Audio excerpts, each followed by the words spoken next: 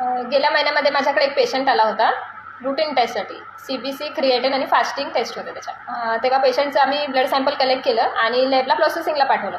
प्रोसेसिंगला पाठवल्यानंतर असं कळलं की ते सॅम्पल हायली लायपेमिक आहे. तर आम्हाला लॅबमधून कॉल आला की पेशंटची हिस्ट्री घ्या तुम्ही, काही आहे का. पेशंटला कॉल केल्यानंतर असं कळलं की पेशंटची काहीच हिस्ट्री नाही. नंतर माझे रिपोर्ट रिलीज झाला आणि पेशंट इव्हनिंगला रिपोर्ट घ्यायला आल्यानंतर आम्ही त्यांना सजेशन दिलं की सर तुमचं सॅम्पल हायली लायपेमिक आहे. लायपेमिक काय आहे हे पण आम्ही त्यांना एक्सप्लेन केलं की तसं ते कोलेस्ट्रॉलमुळे होतं. बॉडीमध्ये कोलेस्ट्रॉल जास्त झालं का ते ब्लडमध्ये दिसतं. तुम्हाला एक असं छोटंसं सजेशन आहे की तुम्ही एक लिपिड प्रोफाईल टेस्ट करून घ्या, ती हार्टसाठी असते. पेशंट असा रूड, त्यांना वाटलं की आम्ही चार्जेस वाढवायला करतोय.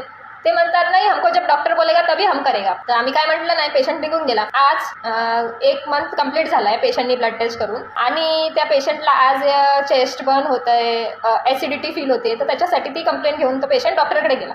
डॉक्टरकडे गेल्यानंतर डॉक्टरने अदर इन्व्हेस्टिगेशन केले आणि त्याच्यानंतर असं कळलं की त्याला एक मिनी हार्ट अटॅक आलेला आहे. आता आम्ही जेव्हा त्यांना सांगितलं होतं की सर तुम्हाला एक कोलेस्ट्रॉलची लिपिड प्रोफाईलची टेस्ट करून घ्यायची तुमच्या हार्टसाठी, ते त्यांनी इग्नोर केलं आणि इग्नोर केल्यानंतर आज त्यांना हॉस्पिटलमध्ये हॉस्पिटलाइज केलं आहे आणि आज त्यांचा बिल जो आहे तो 75,000 रुपीज झालेला आहे. 700ची टेस्ट इग्नोर करण्यासाठी त्यांनी 75,000 आजचा पे केला. पैसेपेक्षा जास्त इम्पॉर्टंट आपली हेल्थ असते हे त्यांना समजलं नाही आणि त्यांना असं वाटलं की आम्ही काही सांगतो. आम्ही काही सांगत नाही.